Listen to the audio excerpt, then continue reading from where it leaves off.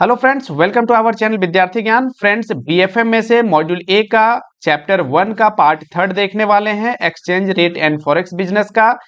Last के यदि 2 video की बात करें तो उसमें हमने foreign exchange and foreign exchange market क्या होता है ये देखा था। फैक्टर डिटरमाइनिंग एक्सचेंज रेट के डिटरमाइन करने के कौन कौन से फैक्टर है वो हमने समझा था। एक्सचेंज रेट मैकेनिज्म का कुछ पार्ट हमने देखा था, कुछ पार्ट को आज हम कंप्लीट करेंगे। तो इस तरह से हम लोग यहां तक कंप्लीट कर लेंगे, बाकी के जो वीडियो है उसमें आने वाले जो पार्ट है उसको हम देखेंगे। तो यदि अभी तक आपने चैनल को सब्सक्राइब नहीं किया है तो कर लीजिए, क्योंकि यहाँ पे सीआईबी से रिलेटेड जितने भी जो भी सब्जेक्ट है आपके उसके वीडियो फ्री में मिलेंगे। इलेक्टिव पेपर के रूप में एचआरएम पढ़ाया जाएगा। इस तरह से कंप्लीट तैयारी आपकी करवाई जाएगी और यहाँ कोई शॉर्टकट नहीं बताया जाएगा, हर कॉन्सेप्ट को अच्छे ढंग से समझाया जाएगा।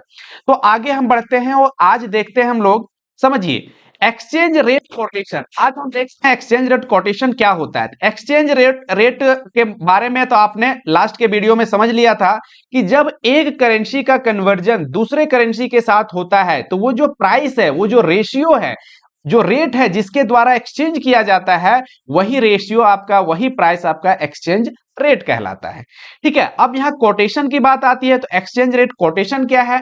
तो ये कुछ नहीं है, ये लिखने का, बताने का जो अलग तरीका है उसे ही एक्सचेंज रेट कोटेशन कहते हैं। जैसे समझिए, 1 USD की यदि बात करें, 1 USD की बात करें तो 1 USD इज इक्वल टू होता है 82.08। होता नहीं है, ये आपका कम या ज्यादा हो सकता है, ये मार्केट फोर्स के आधार पे है ना, वैल्यू कम या ज्यादा हो सकता है।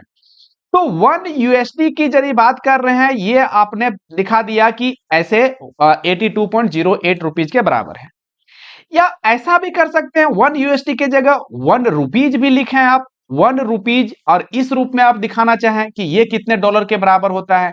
तो ये यदि आप डॉलर की बात करें तो ये आपका हो जाएगा 0.01218 बराबर होगा। तो यहां पे आप क्या देख रहे हैं पे, आप या तो 1 USD is equal to rupees के फॉर्म में बताइए, या 1 रुपीज को ही आप डॉलर के फॉर्म में दिखाइए, है ना, कितने डॉलर के बराबर होता है। ठीक है, यहां 1 रुपीज को 100 रुपीज भी ले सकते हैं, 10 रुपीज भी ले सकते हैं, 1 USD को आप 110 कुछ भी ले सकते हैं, लेकिन जो भी होगा फिक्स होगा। और उसके कंपेयर में आप दूसरे को दिखाएंगे कि कितने के बराबर है वो। तो ये तरीका लिखने के अलग अलग हो सकते हैं। फ्रेंड, यदि ये बात समझ में आई मेरी, तो ये एक्सचेंज रेट कोटेशन यही है कि जो डिनोट करने का जो तरीका है वही एक्सचेंज रेट कोटेशन है। एक करेंसी के रिस्पेक्ट में दूसरे करेंसी का कितना प्राइस है, ये जो एक्सप्रेस करने का तरीका है, यही एक्सचेंज रेट कोटेशन है। ठीक है, बात समझ आ रही है। अब एक्सचेंज रेट कोटेशन को यदि हम देखें तो इसमें एक डायरेक्ट कोटेशन होता है, डायरेक्ट कोट है, इनडायरेक्ट कोट है और क्रॉस कोट है। ठीक है, तो पहले हम समझते हैं कि डायरेक्ट कोट क्या होता है, इनडायरेक्ट कोट क्या होता है, फिर हम क्रॉस कोट के बारे में समझेंगे।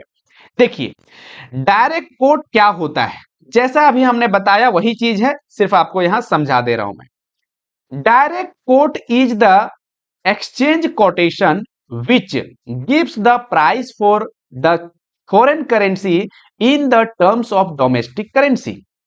एक फॉरेन करेंसी के टर्म्स में डोमेस्टिक करेंसी कितना है ना, जैसे हमने अभी बताया यहां कि 1 USD के रिस्पेक्ट में आपका इंडियन रुपीज कितना है, ये आपका है 82.08 अभी के टाइम में यदि हम माने तो यहां क्या है, फॉरेन करेंसी के टर्म्स में, फॉरेन करेंसी को आप बता रहे हैं इंडियन करेंसी के टर्म्स में कि कितने इंडियन करेंसी के बराबर है। यही आपका डायरेक्ट कोट है। क्या समझा आपने कि जब foreign currency in terms of domestic currency बताया जाता है तो वो जो तरीका है, वो जो वे है बताने का, ये डायरेक्ट कोटेशंस में आता है। अब यहां पे हम बात कर रहे हैं इंडिया की, इसलिए हम INR लिए, है ना। यदि कोई दूसरी कंट्री हो, अपने कंट्री के आधार पे उसे बताया जा सकता है। तो डोमेस्टिक करेंसी, लोकल करेंसी, ये करेंसी कंट्री के आधार पे अलग अलग होंगे, लेकिन उसके अलावा जो दूसरी करेंसी होगी उसके लिए क्या है, फॉरेन करेंसी होगी। लेकिन एक्सप्रेस करने का तरीका जो होगा कि जो भी फॉरेन करेंसी है उसे आप फिक्स रखें और उसके आधार पे जो दूसरी लोकल करेंसी, उसकी खुद की करेंसी है, वो देखें कि कितने के बराबर है, तो वही आपका डायरेक्ट कोट होता है। बात समझ में आ गई होगी, और भी देखते हैं इसे। Direct quote means what amount of domestic currency, देखिए what amount of domestic currency needed to buy 1 unit of foreign currency. क्या समझा कि व्हाट अमाउंट, देखिए यहां पे मैं क्या बता रहा हूं कि व्हाट अमाउंट, ये जो आपका है व्हाट अमाउंट इंडियन रुपीज में, कि कितने इंडियन रुपीज एक यूनिट जो डॉलर का है वो उसके बराबर है। तो ये है, यही डायरेक्ट कोट है। और भी इसको एक्सप्रेस करें हम लोग, under direct quote the foreign currency unit is fixed. यहां देखो ना, यूएसडी 1 यूनिट फिक्स किया हुआ है। यहां 1 यूनिट लीजिए, 10 लीजिए, 12 लीजिए, लेकिन आप फिक्स रखे हैं, उसके रिस्पेक्ट में आप देखेंगे कि डोमेस्टिक करेंसी कितना का उसका वैल्यू हो रहा है। तो वही कह रहा है कि foreign currency unit is fixed while local और डोमेस्टिक करेंसी वेरीज। यहां पे लोकल करेंसी कौन सा है, इंडियन रुपीज है, जब इंडिया की बात कर रहे हैं तो ये आपका वेरी कर सकता है, लेकिन इसे आप फिक्स रखेंगे। तो यही आपका जो होता है एक्सप्रेस करने का जो तरीका है, ये डायरेक्ट कोट में आता है।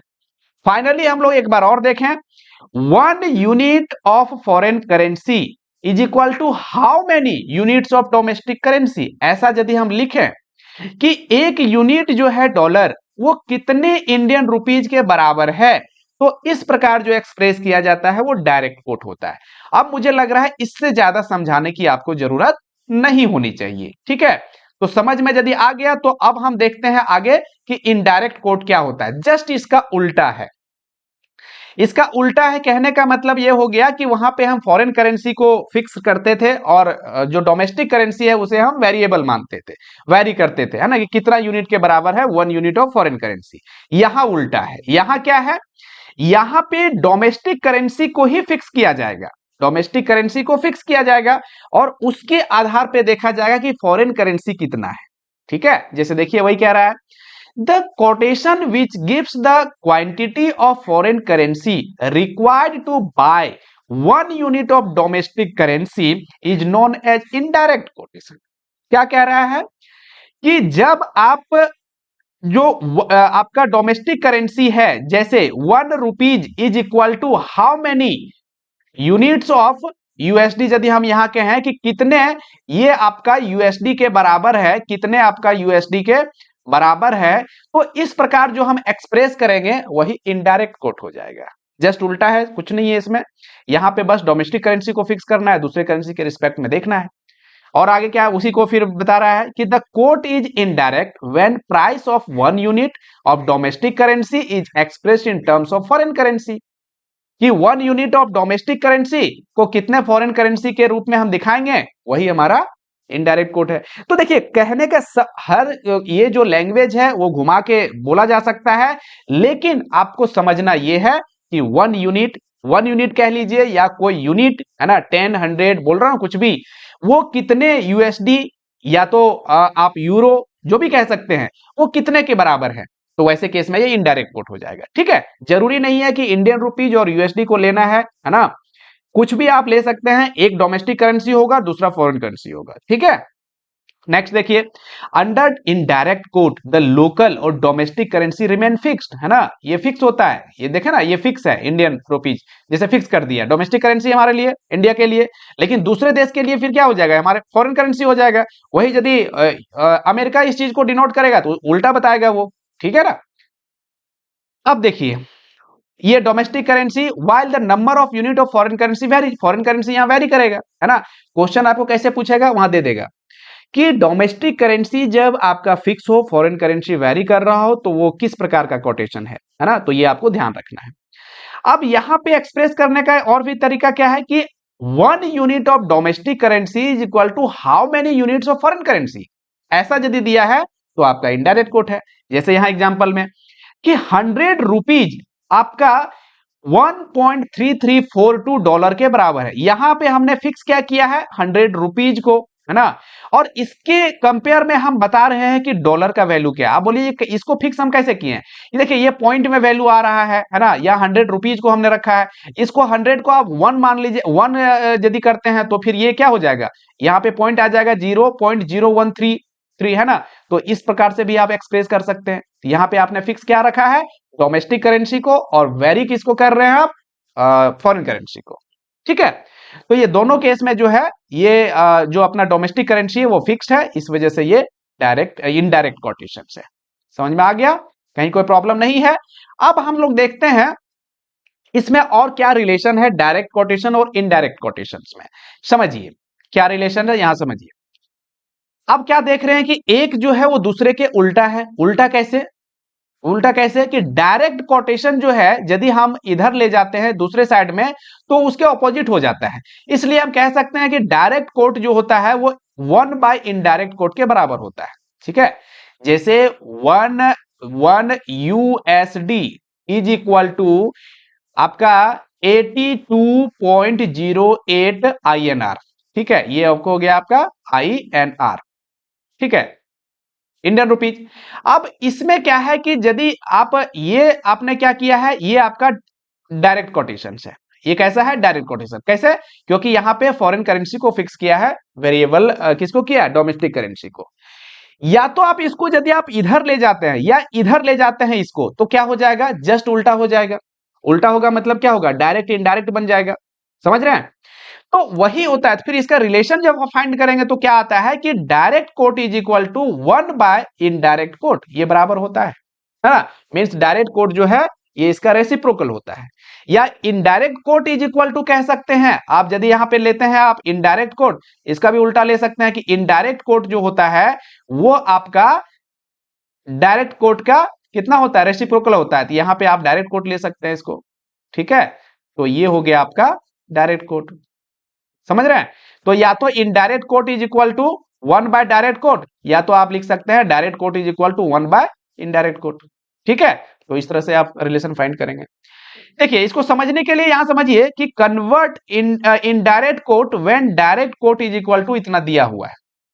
ये डायरेक्ट कोटेशन है। आप डायरेक्ट कोटेशन इसको कैसे पहचानेंगे? देखिए यहां पे क्या है कि ये 82.20 ये जो आपका रुपीज दिया हुआ है डिवाइडेड बाय यूएसडी। यूएसडी को जब इक्वल का आप इधर लाएंगे फिर वही हुआ ना कि USD USD is equal to rupees 82.20 इतना हो गया।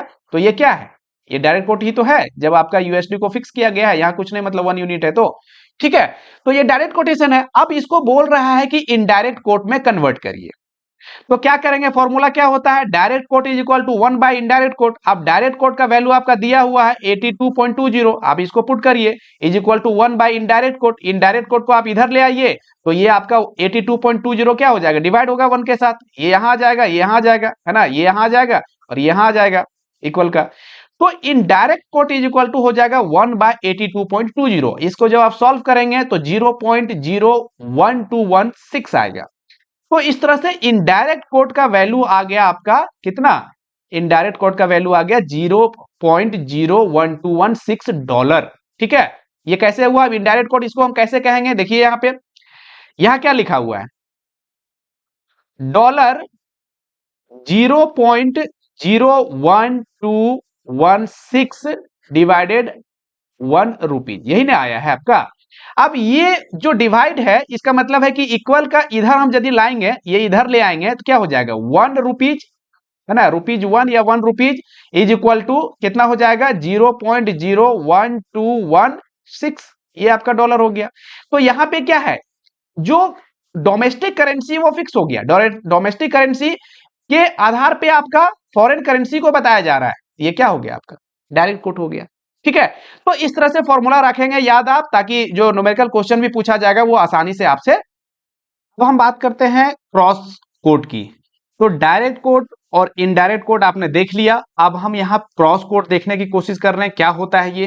तो देखिए इंडियन मार्केट की यदि बात करें तो इंडियन मार्केट में डायरेक्ट जो रिलेशन होता है वो आपका यूएसडी और आईएनआर के साथ रिलेशन है। यदि आप इसका देखेंगे कोटेशन तो यूएसडी और आईएनआर के साथ आपका डायरेक्ट रिलेशन होता है। इसके अलावा यदि दूसरे करेंसी के साथ यदि आप इंडियन रुपीज का रिलेशन देखेंगे, उसका जो रेट देखेंगे तो आपको नहीं मिलेगा।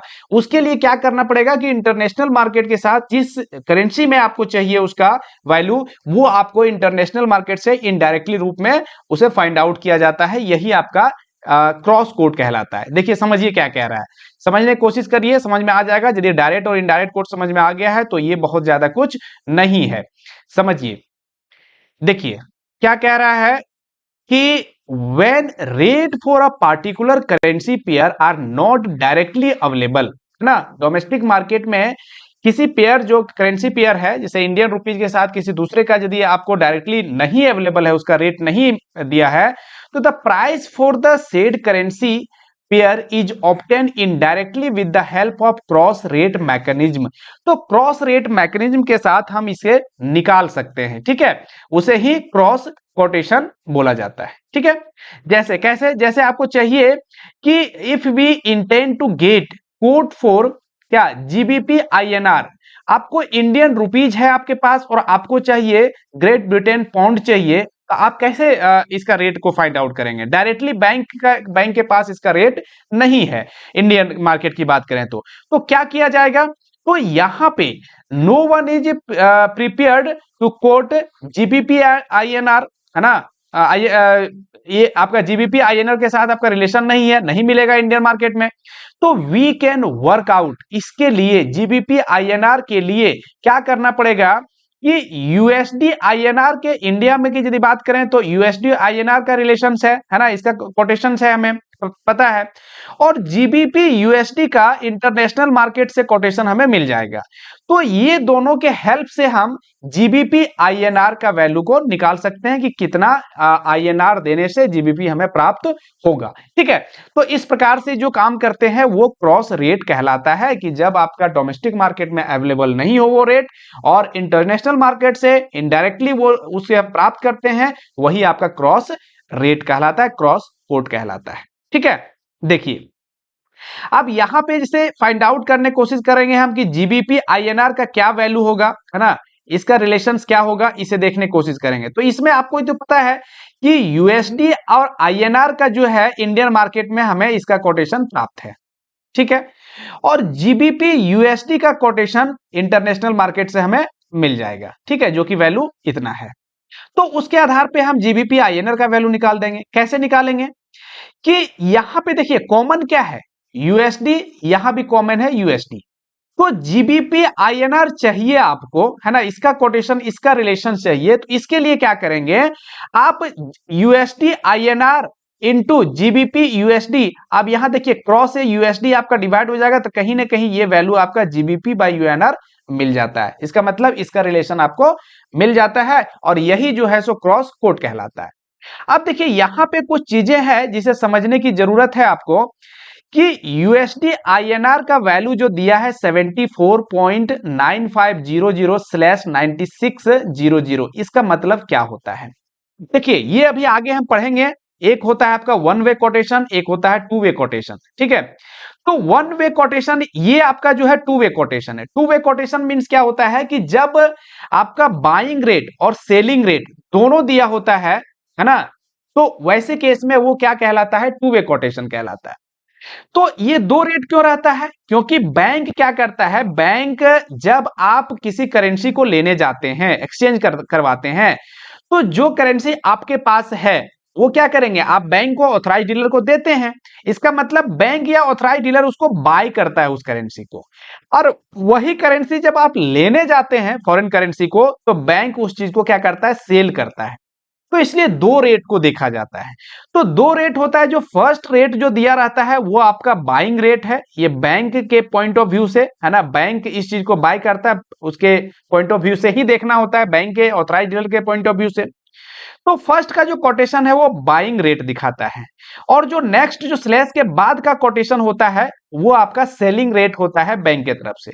अब यहां पे 74.9500 ये आपका बाइंग रेट है बैंक का, और 74.9600, क्योंकि स्लैश के बाद इधर ये क्या है कि जिस तरह से यहाँ पे 4 डिजिट के बाद ये दिखा रहा है, मतलब पॉइंट के बाद 4 डिजिट है, उसी तरह से पॉइंट के बाद 4 डिजिट इसे आप समझेंगे, है ना। जब आपका 74 यहाँ नहीं लिखा हुआ है, इसका मतलब है कि 74.9600 ये आपका सेल रेट है, किसका, बैंक का। उसी तरह से यहां भी ये आपका बाइंग रेट है बैंक का, और 1.3680, है ना, 80। क्यों? क्योंकि यहाँ 2 डिजिट्स है, इसका मतलब ये 2 डिजिट के बाद इसका डिफरेंस दिया है, बाकी ये सेम है, तो 1.36 तो सेम रहेगा और 80 जो है ये आ जाएगा। तो ये आपका सेलिंग रेट होगा, किसका? बैंक का। समझ में आ गया ये चीज? अब इसे देखिए सॉल्व करते हैं। अब जीबीपी आईएनआर ये चाहिए आपको, तो यूएसडी आईएनआर का वैल्यू कितना? यूएसडी आईएनआर का वैल्यू आपका दिया हुआ। अब यहां पे आप डिसाइड क्या करेंगे कि आपको बाइंग रेट लेना है कि सेलिंग रेट लेना है। तो समझ के देखिए, आप बैंक के पास गए इंडियन रुपीज लेकर के, तो बैंक के पास भी क्या है? जीबीपी नहीं है। तो जीबीपी नहीं है तो क्या इंटरनेशनल मार्केट से वो बाय करेगा, है ना? तो इंटरनेशनल मार्केट से वो बाय करेगा, इसका मतलब है क्या? क्या यूएसडी को सेल करेगा, ठीक है, क्योंकि कॉमन चीज क्या है, अवेलेबल क्या है बैंक के पास? यूएसडी है। तो यूएसडी को सेल करेगा, तो सेलिंग रेट जो होता है वो क्या होता है? ज्यादा हमेशा होता है, ठीक है। तो सेलिंग रेट ज्यादा होता है, इसका मतलब 1.3680 का रेट लगेगा, है ना? ये हो गया जीबीपी यूएसडी। और इंडियन मार्केट में आपने इंडियन रुपीज दिया और यूएसडी को क्या करेगा? फिर वो सेल करेगा, तो यहां भी क्या है? सेलिंग रेट लगेगा, तो 74.9600। और इस तरह यदि सॉल्व करेंगे तो आपका वैल्यू आ जाएगा 102.535453। ठीक है, ये आपका लेसन हो गया। इसका मतलब 1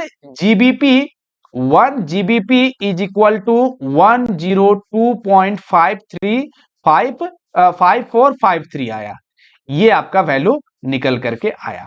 अब जितना आपको चाहिए जीबीपी, उतना से मल्टीप्लाई करेंगे, उतना आपको इंडियन रुपीज देना पड़ेगा। ये आईएनआर है ना, उतना आपको इंडियन रुपीज देना पड़ेगा, आपको जीबीपी मिल जाएगा। ठीक है, तो ये होता है क्रॉस रेट।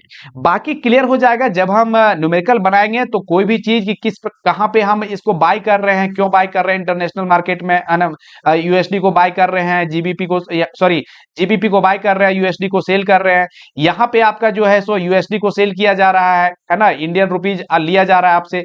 तो ये सारा क्या कॉन्सेप्ट है, डिटेल में हम न्यूमेरिकल जब बनाएंगे उस समय आपको समझाया जाएगा। लेकिन आपको यहां मेनली जो समझना है, क्रॉस रेट का मतलब क्या होता है, कि जब डायरेक्टली रिलेशंस नहीं होता है डोमेस्टिक करेंसी का उस अवेलेबल मार्केट में, जो आपका डोमेस्टिक मार्केट है, तो इंटरनेशनल मार्केट की सहायता से उसका जो है कन्वर्जन किया जाता है। इसे ही क्रॉस कोट कहा जाता है। ठीक है, ये बात समझ में आ गई। चलिए अब आगे हम लोग देखते हैं क्या है कि फिक्स्ड, फ्लोटिंग और मैनेज्ड एक्सचेंज रेट। जो एक्सचेंज रेट होता है, कि एक्सचेंज रेट जो है वो फिक्स्ड है, कब होता है, कब आपका फ्लोटिंग एक्सचेंज रेट होता है ना, और मैनेज्ड एक्सचेंज रेट कब होता है, और ये क्या चीजें हैं, है ना, इसके बारे में समझते हैं। तो एक्सचेंज रेट तो समझ में आ रहा है, सिर्फ आपको फिक्स्ड, फ्लोटिंग और मैनेज का मतलब समझना है। ठीक है, देखिए फिक्स्ड एक्सचेंज रेट की बात करें, the fixed exchange rate is the official rate set by the monetary authority for currency और गवर्नमेंट ऑफ द कंट्री, ठीक है, अगेंस्ट गोल्ड और specific foreign currency. It is called pegged exchange rate. जब कोई देश, ठीक है, गोल्ड या कोई दूसरे फॉरेन करेंसी को आधार मानते हुए, उसे बेस मानते हुए, और जो अपने देश के करेंसी है उसका रेट को फिक्स करता है, तो वैसे जो एक्सचेंज रेट है उसे फिक्स्ड एक्सचेंज रेट बोला जाता है, या इसे पेग्ड एक्सचेंज रेट बोलेंगे। पेग्ड क्यों? क्योंकि गोल्ड या फॉरेन करेंसी के साथ इसे बांधा जाता है, पेग्ड किया जाता है, फिक्स किया जाता है कि हमारा जो करेंसी का रेट है वो गोल्ड के इतने रेट के बराबर होगा, या कोई फॉरेन करेंसी को एक्सेप्ट किया जाता है कि इस फॉरेन करेंसी के बराबर होगा, है ना, उसके साथ उसका रिलेशन दिखाया जाता है। तो यहां क्या किया जा रहा है? फिक्स कर दिया जा रहा है किसी गोल्ड के, मतलब गोल्ड के रेट के साथ या कोई फॉरेन करेंसी के साथ, तो उसे ही फिक्स्ड एक्सचेंज रेट बोला जाता है। ठीक है, लेकिन यहां पे फिक्स किया जाता है, लेकिन कुछ हो सकता है कि इसका अपर और लोअर बैंड्स भी सेट किया जाए। ठीक है, कि गोल्ड के रेट से इतना ज्यादा और इतना कम ये हो सकता है, ऐसा भी किया जा सकता है। ठीक है, तो ये हो गया आपका फिक्स एक्सचेंज रेट। दूसरा देखते हैं फ्लोटिंग एक्सचेंज रेट क्या होता है। यहां पे फिक्स नहीं किया जाएगा, यहां मार्केट पे छोड़ दिया जाएगा। Under the floating rate system, exchange rate is determined by market forces of demand and supply of currency जो डिमांड एंड सप्लाई है उसके आधार पे छोड़ दिया जाता है, मार्केट फोर्स पे छोड़ दिया जाता है, ताकि उसका एक्सचेंज रेट क्या होता है, फ्लक्चुएट करता रहता है, इसलिए इसे फ्लोटिंग एक्सचेंज रेट बोला जाता है। 1973 में यदि पूरे विश्व की बात करें तो इन्होंने फ्लोटिंग एक्सचेंज रेट को अपनाया, और इंडिया की बात करें तो 1993 में ये external value for the rupees of US dollar के साथ अपने करेंसी के रेट को फिक्स किया। जो बार बार हम पढ़ रहे हैं ना, जो एग्जांपल लेते हैं यूएस डॉलर के साथ, इसका यही अर्थ होता है कि इंडियन रुपीज को यूएस डॉलर के साथ फिक्स किया गया है, उसके रेट को लिंक किया गया है। इसी वजह से ये जो है हमारे डोमेस्टिक मार्केट में इंडियन रुपीज और यूएस डॉलर के साथ रिलेशन देखने को मिलता है। बाकी दूसरे करेंसी की यदि बात करें तो उसका इनडायरेक्ट फॉर्म में जो अभी क्रॉस रेट हम पढ़े हैं उसके आधार पर निकाला जाता है। ठीक है, तो फ्लोटिंग रेट आपको समझ में आ गया होगा। अब मैनेज्ड एक्सचेंज रेट क्या होता है? जहां दोनों चीज देखने को मिलता है, फिक्स्ड और फ्लोटिंग दोनों जहां देखने को मिलता है, वो आपका मैनेज्ड एक्सचेंज रेट कहलाता है। कुछ पार्ट तक फिक्स कर फ्लोटिंग में रखा जाता है, जैसे under this exchange rate some part are determined by market forces and beyond fixed band regulated by government of the country. कुछ पार्ट को फिक्स कर दिया जाता है, मतलब ये आपका मार्केट पे छोड़ दिया जाता है, मार्केट फोर्स पे, और जब देखा जाता है, जैसे कि इंडियन की बात करें, इंडियन करेंसी की बात करें, हालांकि इंडियन करेंसी तो फ्लोटिंग एक्सचेंज रेट पे काम कर रहा है, लेकिन यदि एग्जांपल लें कि अभी जैसे कि 82 के आसपास आपका रेट है यूएस डॉलर का, अब ये यदि 85 हो जाता है तो क्या करेगा इंडियन गवर्नमेंट, क्या कर सकता है कि इसे फिक्स कर दिया जाएगा कि इतना तक तो फ्लोटिंग तक रहेगा, 85 तक जब तक रेट जाता है तब फ्लोटिंग तक रहेगा, इसका मिनिमम रेट भी डिसाइड किया जा सकता है, और उसके ज्यादा यदि होता है तो वो हमारा फिक्स्ड रेट में फिर कन्वर्ट हो जाएगा। हालांकि इंडिया में क्या है, फ्लोटिंग एक्सचेंज रेट होता है, यहां पे एग्जांपल के लिए मैंने बताया। तो ये आपका मैनेज्ड एक्सचेंज रेट होता है। समझ में आ गया? अब क्या कह रहा है कि foreign exchange rate in India are determined by market forces, है ना, बताया कि मार्केट फोर्स पे डिपेंड करता है कि इंडियन जो फॉरेन एक्सचेंज का जो मतलब रेट होता है। So foreign exchange in India regulated by RBI under FEMA act 1999। ये तो पहले भी बता चुके हैं कि जो एक्ट होता है इंडिया में, जो फॉरेन एक्सचेंज से रिलेटेड एक्ट है, वो फेमा एक्ट है, और रेगुलेट करने वाली जो बॉडी है वो आरबीआई है। ठीक है, ये बात तो आपको समझ में आ गई होगी। अब देखिए बिड एंड ऑफर रेट, ये क्या होता है, इसे भी ध्यान से समझिए। देखिए बिड एंड ऑफर रेट, ये अभी थोड़ा सा बताया गया था आपको, लेकिन यहां पे आपको अभी समझ में आएगा पूरी तरह से क्या होता है। बीड या बाइंग रेट आप कहेंगे, ऑफर या आस्क रेट होता है ये। ठीक है, ये अलग अलग नाम भी है, यहां पे आपको देखने को मिलेगा। देखिए under two way quotation the buying rate and selling rates are also refer to as bid and offer rate respectively. कि जो बाइंग रेट है, खरीदने का जो रेट है, उसे आप बीड रेट भी बोलेंगे, या सेलिंग रेट है, जो सेल करने, करेंसी को सेल करने का जो रेट है, उसे ऑफर रेट बोला जाता है। तो Beed rate means buying rate और आपका offer rate means selling rate. ठीक है, ये चीज समझ में आ रहा है? तो वही कह रहा है यहां पे कि बीड रेट क्या हो गया, रेट एट विच बैंक या कोई dealer, authorise dealer is willing to buy the foreign currency is called bid rate. जब फॉरेन करेंसी को खरीदा जाता है, जैसे आप बैंक के पास गए, इंडियन रुपीज लेके गए, तो वहां पे क्या करेगा कि इंडियन रुपीज वहां पे आपसे लेगा और क्या करेगा कि फॉरेन करेंसी को आपको देगा, तो वहां पे तो सेल हो गया। ठीक, ठीक है, ये चीज इसमें देखेंगे। मतलब हो गया कि आपको चाहिए, आपके पास डॉलर आया कहीं से, आप गए बैंक के पास गए, तो बैंक को क्या करेंगे, डॉलर को आप देंगे, तो आप डॉलर को दे रहे हैं, लेकिन बैंक क्या कर रहा है, ले रहा है। ले रहा है मतलब बाय कर रहा है। ठीक है, तो इस तरह से ये हो गया आपका बीड रेट। उस पे जो रेट लगाया जाएगा वो बीड रेट लगाया जाएगा।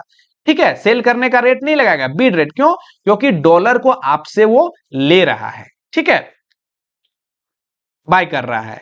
नेक्स्ट है आपका ऑफर रेट, जिसे आप आस्क रेट भी कहते हैं। ऑफर रेट, आस्क रेट, है ना, ये सेलिंग रेट इसे आप कहते हैं।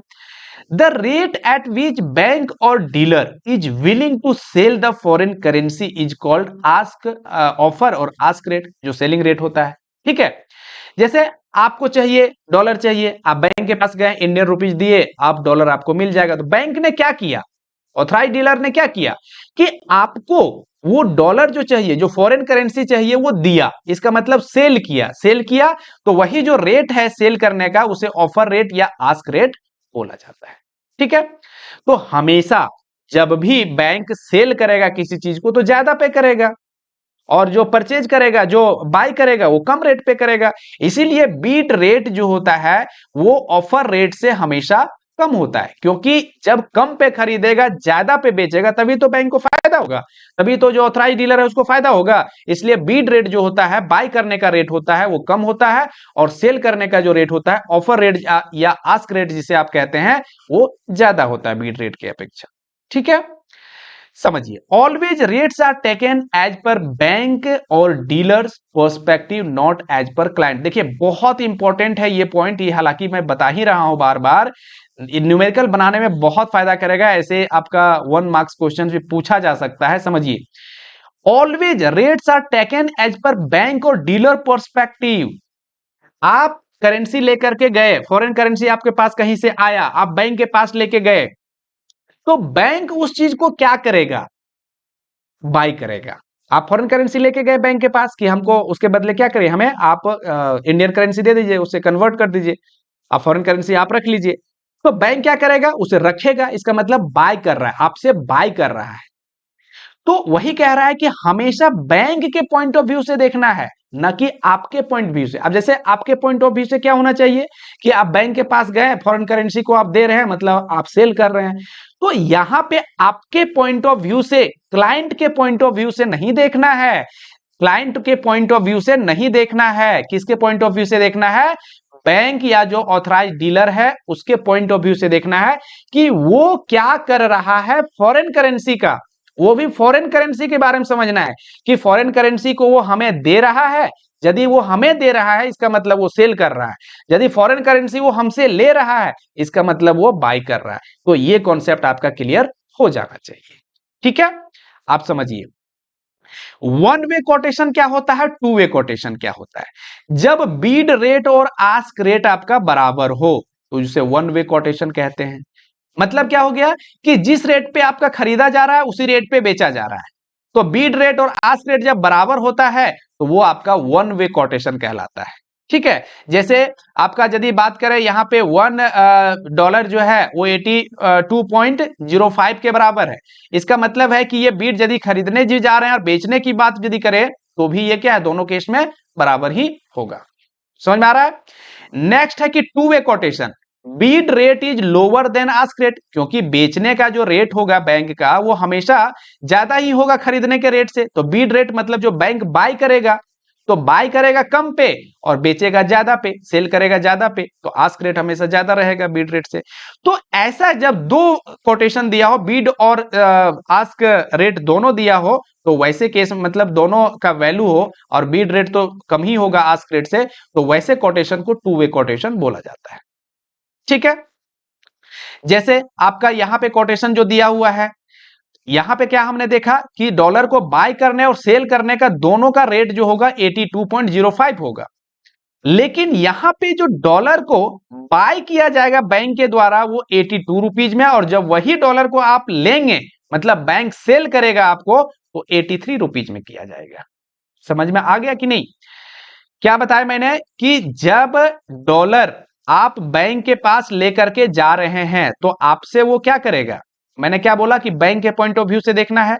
तो आप डॉलर जब बैंक के पास लेके जा रहे हैं तो बैंक उस चीज को परचेज करेगा, मींस बाय करेगा, जो बीड रेट लगाएगा उसमें। ठीक है, तो वो 82 रुपीज में ही लेगा।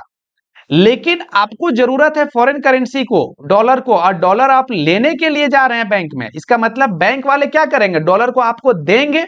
आपको देंगे तो बैंक पॉइंट ऑफ व्यू से देखना है, तो बैंक के पॉइंट ऑफ व्यू से इसका मतलब है कि डॉलर को सेल किया जा रहा है, फॉरेन करेंसी को सेल किया जा रहा है, तो सेल करने का रेट ज्यादा होगा। तो इसलिए बीड रेट हमेशा जो होता है कम होता है आस्क रेट से, ऑफर रेट से।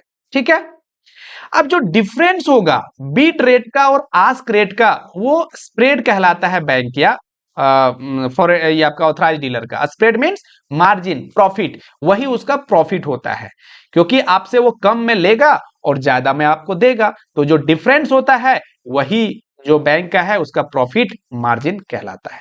ठीक है, जैसे यहां समझिए स्प्रेड जो बात कर रहे हैं कि spread is equal to difference between bid rate and ask rate, कि बीड रेट जो है आपका 82 है, आस्क रेट आपका 83 है, तो ये दोनों का डिफरेंस जो 1 रुपीज आया यही बैंक का प्रॉफिट है। समझ में आ गया? अब क्वेश्चन एक तो इसके बेसिस पे बनाते हैं हम लोग कि find Beed rate, cell rate and spread for USD INR, इतना दिया हुआ है, इसके आधार पे बीड रेट और आपका सेल रेट और स्प्रेड को निकालना है। तो बीड रेट क्या होता है? जो रेट पे बाय किया जाता है। तो हमेशा बाय करने, मैंने बताया था कि जो स्लैश से पहले होता है वो बीड रेट होता है, और ऐसे भी देखिएगा इसका वैल्यू हमेशा कम होता है ऑफर रेट से। ठीक है, तो जो वैल्यू कम होता है वही आपका बीड रेट होता है। तो 74.9500 ही क्या है आपका बीड रेट है, और 74.9600 ये क्या है आपका सेल रेट है, ऑफर रेट है, या आप उसको आस्क रेट भी कह सकते हैं। ठीक है, अब इसका डिफरेंस जो होगा वही क्या कहलाएगा, वही स्प्रेड कहलाएगा। इसका डिफरेंस जब निकालेंगे तो 0.0100 आया, और ये आपका स्प्रेड होगा, यही आपका बैंक का प्रॉफिट होगा, बैंक का मार्जिन हो जाएगा। ठीक है, समझ में आ गया? तो इस प्रकार से आगे यदि हम देखें कि करेंसी पेयर क्या होता है, तो करेंसी पेयर का मतलब आप समझिए थोड़ा सा यहां पे कि it is the quotation of two currencies where the value of one currency is quoted with other currency. जब एक करेंसी के रिस्पेक्ट में दूसरे के करेंसी का वैल्यू को कोट किया जाता है, जिस तरह से हम लोग डायरेक्ट और इनडायरेक्ट में समझे हैं, वही यहां पे कहलाता है कि वैसा यदि किया जाता है तो यूनिट करेंसी, जो यूनिट करेंसी जो आपका जिसके रिस्पेक्ट में दूसरे करेंसी का वैल्यू को कंपेयर किया जाता है, कोट किया जाता है, is called base currency, while the other currency is called the quote currency. जैसे यहां पे यूएसडी, आपका यहां यूएसडी यहां पे क्या है, मान लीजिए 1 है यहां पे, तो 1 यूएसडी इज इक्वल टू 82.05। ये आईएनआर इधर आएगा, है ना, आईएनआर यहां पे इधर आ जाएगा, क्योंकि लिखने का ये तरीका है, लेकिन एक्चुअल देखा जाए तो ये वैल्यू कहां आएगा, यहां आएगा ना, क्योंकि डिवाइड से नीचे है, तो ये आपका आईएनआर हो जाएगा। ठीक है, हालांकि लिखने का तरीका यूएसडी बाय आईएनआर ऐसे ही लिखा जाता है। तो यहां पे क्या हुआ कि यूएसडी का वैल्यू फिक्स है, और उसके रिस्पेक्ट में इंडियन जो रुपीज है, जो डोमेस्टिक करेंसी है, उसके वैल्यू को बताया गया है। तो ये जो यूनिट वैल्यू जिसमें जो है, जिसका वैल्यू फिक्स है, वो आपका बेस करेंसी कहलाता है, और जिसके वैल्यू को कोट किया जाता है वो आपका कोट करेंसी कहलाता है, जिसके जो वैल्यू वेरिएबल वैल्यू होता है वो आपका कोट करेंसी कहलाता है। ठीक है, so here 1 unit of base currency is about 82.05 unit of quote currency. इस तरह से एक यूनिट खरीदने के लिए हमें 82.05 कोट करेंसी देना पड़ेगा। तो यहां पे क्या समझा आपने कि बेस करेंसी और कोट करेंसी क्या कहलाता है। ऐसे यदि इसका बात करें तो ये किस प्रकार का कोटेशन है, डायरेक्ट कोटेशन है कि इनडायरेक्ट कोटेशन है, बताइए। देखिए, डायरेक्ट कोटेशन में क्या बोला था कि जब आप एक यूनिट फॉरेन करेंसी को परचेज करने के लिए कितने डोमेस्टिक करेंसी लगते हैं, वो डायरेक्ट कोटेशन होता है। तो यहां पे यूएसडी सिंगल यूएसडी है, और इसमें से इंडियन करेंसी का वैल्यू दिया है, तो 82.05 रुपीज में 1 यूएसडी आएगा, इसका मतलब ये डायरेक्ट कोटेशन है। तो डायरेक्ट कोटेशन है, लेकिन इसको दूसरे नाम से यदि हम जाने कि ये जो इस प्रकार के रिलेशन होते हैं, तो जो यूनिट फिक्स रहता है उस प्रकार के जो करेंसी होता है वो करेंसी बेस करेंसी कहलाता है, और जिसके रिस्पेक्ट में उसके वैल्यू को कोट किया जाता है वो कोट करेंसी कहलाता है। ठीक है, ये समझ में आ गई बात। अब देखिए चेन रूल क्या है, और ये लास्ट स्लाइड है आप आज का। चेन रूल क्या होता है, क्रॉस करेंसी के बारे में समझ लिया आपने, क्रॉस रेट के बारे में, सॉरी क्रॉस रेट समझ में आ रहा है कि जब आपका डोमेस्टिक मार्केट में जो आपका डोमेस्टिक करेंसी होता है उसका रिलेशन यदि किसी फॉरेन करेंसी के साथ नहीं है, तो इंटरनेशनल मार्केट से उसका रिलेशन को फाइंड करके फाइनली उसके साथ इनडायरेक्ट रिलेशन उसका बैठाया जाता है और उसका वैल्यू निकाला जाता है, वो क्या कहलाता है, क्रॉस रेट कहलाता है। तो वही जो प्रोसेस है वही चेन रूल कहलाता है, उस प्रकार करना ही क्या कहलाता है, चेन रूल कहलाता है। देखिए, the fixing of rate of exchange between one currency and another through the medium of some other currency is done by a method as chain rule, जो मेथड है वो चेन रूल कहलाता है। जैसे अभी जीबीपी आईएनआर का direct relation नहीं था, तो क्या किया था हमने कि जीबीपी यूएसडी का जो इंटरनेशनल मार्केट में रिलेशन है वो उसके द्वारा हम लोग ने आईएनआर और जीबीपी का रिलेशन को निकाला था। ठीक है, तो ये प्रोसेस ही क्या कहलाता है, चेन रूल कहलाता है। द रेट दस obtained is the cross rate between these currency, जो क्रॉस रेट अभी पढ़ चुके हैं हम लोग, है ना, वो रेट जो निकाला जाता है। The chain rule is frequently applied while calculating the rate for non-US dollar currency against the INR। ये भी पढ़ चुके हैं कि INR और इंडियन रुपीज के अलावा कोई दूसरा करेंसी हो तो उस केस में हम लोग उसको चेन रूल के द्वारा निकालते हैं। जैसे यूरो और इंडियन रुपीज के साथ आपका वैल्यू को चाहते हैं आप, ठीक है, यदि यूरो करेंसी चाहिए आपको और इंडियन रुपीज के साथ उसका वैल्यू चाहते हैं कि कितना में हमें कितना मिलेगा, तो ये डायरेक्ट रिलेशन इसका नहीं है।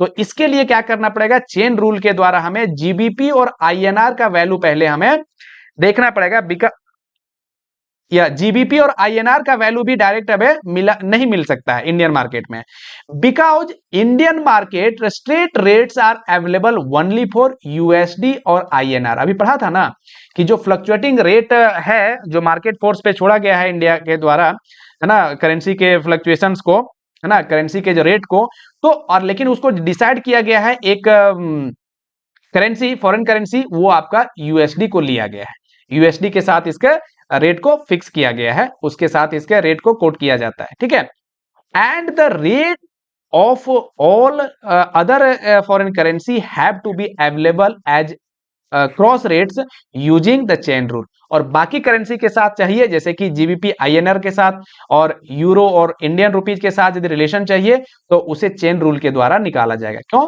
क्योंकि इंडियन मार्केट में सिर्फ यूएसडी और आईएनआर का रिलेशन मिलता है। ठीक है, अब देखिए arbitrage in foreign exchange. Arbitrage का मतलब क्या होता है ये समझिए आप। आर्बिट्रेज मीन्स क्या होता है कि ये तुरंत कहीं पे बाय करता है करेंसी को और कहीं पे सेल करता है, जहां पे लगता है कि प्रॉफिट होगा वहां ऐसा वो करता है। तो जब साइमल्टेनियसली ये बाय और सेल कर रहा होता है, एक जगह आपका करेंसी को, कमोडिटी को परचेज करता है, दूसरे मार्केट में उसे सेल करता है साइमल्टेनियसली, तो ऐसे जो करने वाले होते हैं उसे ही आर्बिट्रेज बोला जाता है। ऐसा क्यों करता है? क्योंकि जहां लो रेट पे उसे प्रोवाइड हो जाती है चीजें, है ना, जैसे गुड्स की ये बात करें या जहां भी इन्वेस्ट किया जा रहा है, करेंसी परचेज किया जा रहा है, तो ऐसे में लो रेट में मिल जाता है और हाई रेट में उसे तुरंत जो है उसको क्या किया जाता है, सेल किया जाता है, उस तरह से उसको प्रॉफिट हो जाता है, और ऐसे करने वाले आर्बिट्रेज कहलाते हैं फॉरेन एक्सचेंज में। ठीक है, समझ में आ गया। यदि वो एक मार्केट में परचेज करके दूसरे मार्केट में सेल कर रहा हो तो वैसे सिंपल और डायरेक्ट आर्बिट्रेज कहलाते हैं, लेकिन एक मार्केट से ज्यादा मार्केट में यदि वो डील कर रहा हो एक साथ में तो उसे कंपाउंड या 3 और मोर पॉइंट आर्बिट्रेज बोला जाता है। ठीक है, 3 पॉइंट आर्बिट्रेज या मोर बोला जाता है, जिसे कंपाउंड आर्बिट्रेज भी आप कहेंगे।